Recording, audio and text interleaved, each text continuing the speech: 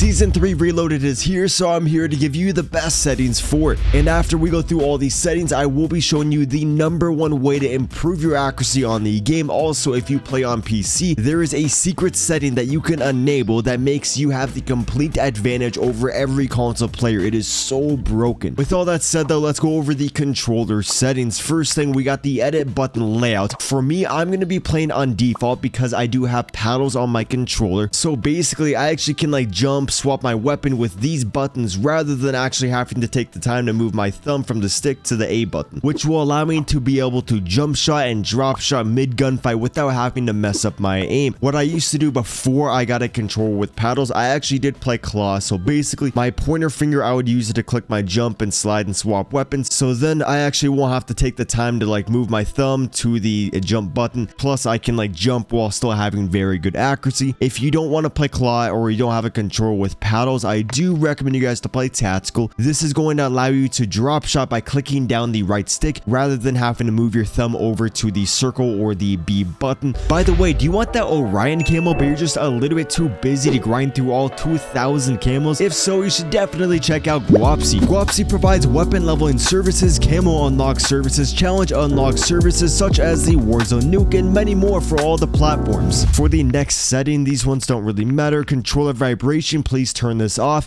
It makes sense. Less things vibrating, shaking in your hand should give you better accuracy. For many years, I did play with controller vibration on, then I turned it off, and it was a little bit weird at first, but once I got used to it, I was a way better player. For the sensitivities, some people do play on a high sense, but 99% of the pro players do play on a sensitivity between 4 and 7. This is going to allow you to have a very accurate centering, which is basically that white dot in the center of the screen. You want to make sure that is always on the center chest of the enemy. This sensitivity, when it's a little bit lower, it's going to allow you to consistently center correctly on the enemy. This really isn't about like your ADS aim sense. It's all about your centering. And then for the ADS sensitivity multiplier, I used to play on like 0.9. Sometimes I'll go down to 0.75, but overall I like the 1 sensitivity multiplier. I haven't touched any of these. For the ADS sight behavior hold, sprint tactical focus, these things don't really matter. Automatic sprints, I play automatic tactical sprint, but I think it is better to play with this off. Basically that will allow you to control when you're sprinting, and because this game, it takes so long for your guy to fire the weapon after sprinting that if you're tactical sprinting and the enemy sees you first, you are most likely dead. I just have a big habit of having the automatic tactical sprint on. If I could restart my skill, or if I just wanted to take the time to learn it, I'd probably learn with maybe off or automatic sprint. For the equipment behavior hold, ADS melee, if you're playing Warzone, you really want to have the prioritize interact. This is going to allow you to loot way quicker. If you're on the multiplayer side, I would just have it on tap to reload. Armor plate behavior, that is Warzone, apply all. Now let's go over to the advanced settings. Obviously have your target aim assist on. Aim assist type, play on default. When the game first came out, the Black Ops was the best, but they did nerf it in the season 1 update, so the default is going to be the best one. Keep this on assist. Aim response curve type, 99% of pro players do play on dynamic. This is going to give you like an S curve for your aiming sensitivity. A little bit hard to explain, but basically it's like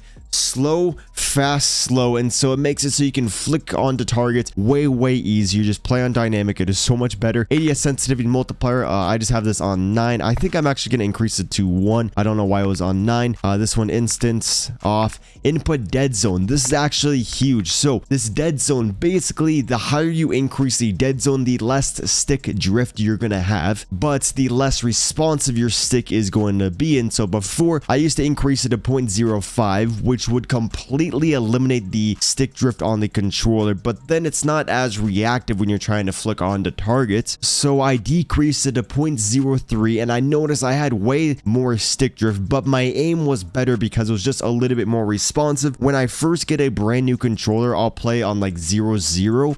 But since this controller is a little bit more worn in, I have it on 0.03, and that's what I recommend most people to play on. For the left stick, make sure that's on 0. These ones got to be on 0.99, and then for these ones, keep it on 0 so you can fire the second you pull the trigger. These things don't really matter. It's off, and I think that is going to wrap it up for the controller settings. Actually, no, I'm bugging. Keep this on double tap. Ground and mantle, automatic airborne mantle, automatic ground mantle. Keep these on off. It's going to allow you to snake cover and just be able to move around the map map a lot more efficiently and you won't accidentally mantle onto things. Might be a little bit weird at first, but trust me, just keep these on off. Make sure your invert, slide, and dive behavior is on inverted. Sliding in this game 99% of the time will get you killed. When you're dolphin diving, that's actually very helpful. You want to make sure you dolphin dive a lot of the time around the map. Like say someone's shooting at you and you need to get into cover. If you have this on inverted, all you have to do is tap your dive button, so then you can immediately dive into cover. And so just make sure that's on inverted. Plunging underwater, if you have it on plunge freely, you are going to be able to move around the water way more freely. It makes sense. Plunge freely, keep it on that one.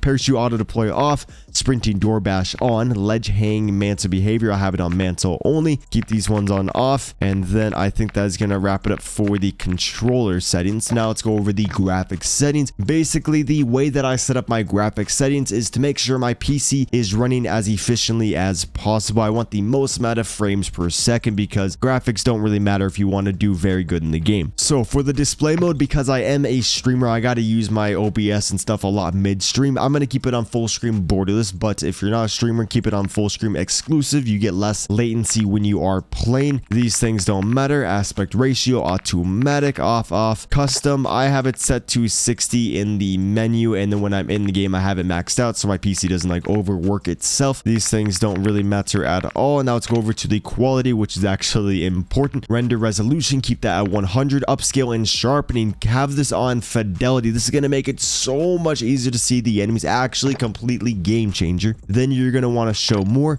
go down and increase this to 100. If it's a little bit weird, I would just find your personal preference. Some people keep it on like 20 or 80 or 50, but most people, including myself, are going to have it on 100. Anti-aliasing, keep this on SMA T2X. Anti-aliasing quality low, video memory 85, texture resolution on very low. Your camos are going to look ugly, so sometimes I'll keep it on normal just so my streams look a little bit better. Texture filter low, short, low, very low on. Persistent damage layers off. Also, if you want more frames, turn this off, but I like seeing where my shots go sometimes. Shader quality low, tessellation off, streaming quality low, volumetric quality low, off, default, map resolution very low, screen space shadows. If you want your gold camo and things like your camos to look very good, make sure this is on high. Spot shadow quality low, spot cache, this is going to give you more frames. If it's on ultra, doesn't make sense, but just have that on ultra. Low, off. Screen space reflections, again, if you want your gold camo to actually look good, not like a stick of butter, make sure this is on high. Then low, off, on, off. Now on to the view one. So FOV, this actually should be on 117. I don't know why it was on 120. Actually, you know what, I'm gonna try to learn at 110. Basically, the higher the FOV, the more of the map you're gonna see, but then the targets are going to be smaller, making it a lot easier to hit the enemies, which is why a lot of pro players stick between like 103 and 117. I know actually a lot of pro players usually are on like 105, just so the targets aren't as small. Don't really have it below 100, and so it's all personal preference. Affected, default, 90 default. These things don't really matter, so that's going to wrap it up for the graphics settings. Now let's go over to the audio ones. On the audio, I believe headphone bass boost is going to be the best one. Master volume, I have it on, actually should be on 80. I don't know why these are getting reset. These things honestly don't really matter. Just make sure your effects volume are maxed out. And then speakers, default, stereo, I believe that one is the best one. And then these are all personal preference. They don't really matter too much. And so now let's go over the number one way to improve your accuracy on this game. First thing you want to do is go over to a private match. And you guys probably already know this trick, but I'll be showing you guys a couple tricks within this, if that makes sense. Go over to like whichever mode you want. I recommend like TDM, hardpoint, or free-for-all. Wait 9 years for it to set up the game. I don't know why it has to load. If someone can let me know in the comments like why this Call of Duty you have to wait for the private games to load, it really doesn't make sense. But once it does finally load, you want to go over to the rules, max out the time limit, and then you want to max out the score limit. Then you want to go over to the bot setup. You want to increase the amount of bots, and then actually go over here and turn radar on. This is going to allow you to actually like find where the enemies are at, because you only on free-for-all you only can have about 5 people. Then the bot difficulty doesn't really matter. Once you do all that, you want to go back over your settings settings, go over to the controller area, advanced, and turn off your target aim assist. If you're on keyboard mouse, this doesn't really apply to you. And then once you spawn in, you want to use the weapon that you want to get better at. Since I use the Vasnev a lot in ranked play, I'm going to be using the Vasnev. And now you just want to kill as many bots as possible. I just lowered my FOV a little bit, and I noticed it's a lot easier to actually hit the enemies, but I feel like I'm moving way slower, so I might turn that back on. But you guys can see that my aim isn't as good, so I need to kill about 100 to 500 bots a day with no aim assist, then get about 50 to 100 kills with aim assist, because your aim is a little bit different with the aim assist. And if you can get very good with no aim assist, imagine how good you'll be with aim assist. This is literally the best way to improve your accuracy. Also, like I was saying before, look at my centering. You need to make sure this white dot is always going to be on the enemies, like where they might be. This is going to allow you to get that first shot. If you get the first shot, the rest of the shots are going to be very easy to land. That first shot is so crucial, so you always want to make sure this white dot is where an enemy might be, so then all you have to do is aim in. You don't have to take the time to drag over. With that said, there was also another thing called snap aiming. Some people call it crack aiming.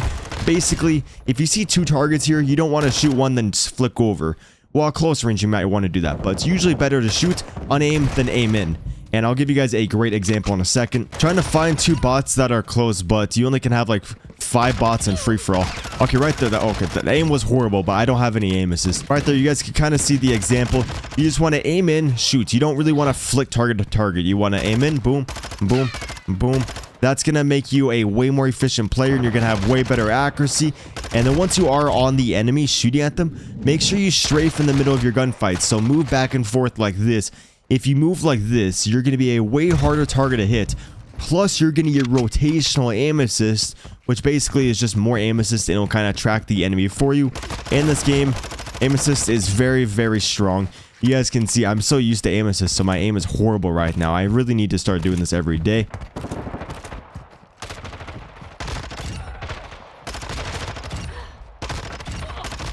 See, right there was a pretty good example. I didn't do it as clean, but it's because, you know, I don't have any aim assist at all, so I'm a little bit shaky. But you guys can see, and just a little recap, if you want to have better aim, play against bots with no aim assist, and make sure your centering is very good, so then you can just aim in and shoot. You don't have to take the time to drag over.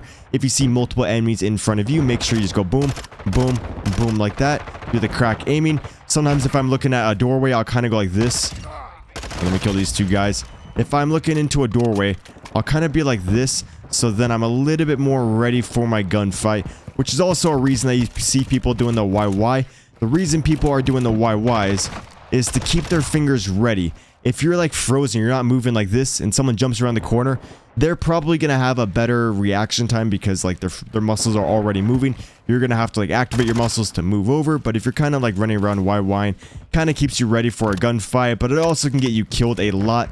And so I don't really recommend it unless you're like a very good player, and you can always get the timings of your YY correct. Once you practice it more, you can always, you know, get the timings correct on it, and it does help if you are used to it. And so I think that is gonna wrap it up for the overall little tips and tricks to improve your aim and all the best settings. And now I want to show you the PC hack that literally is the reason why PC is so much better than console on this game. So basically, you want to go down to the Windows tab, type in change system sounds. I have it right there. Then you want to go over to the playback area, which is the audio output areas where you hear the game from. For me, because I do have a Go XLR, mine is going to look a little bit different. Basically, I'm going to be hearing the game from the system area, so I'm going to right click on here. Then I'm going to go down to properties, then tab over to enhancements and select loudness equalization. This is going to increase the footstep volume as well as decrease every other sound, and so then the footsteps are going to be very loud, which is going to make it very easy to pinpoint exactly where the enemies are. This gives PC players the complete advantage over every console player.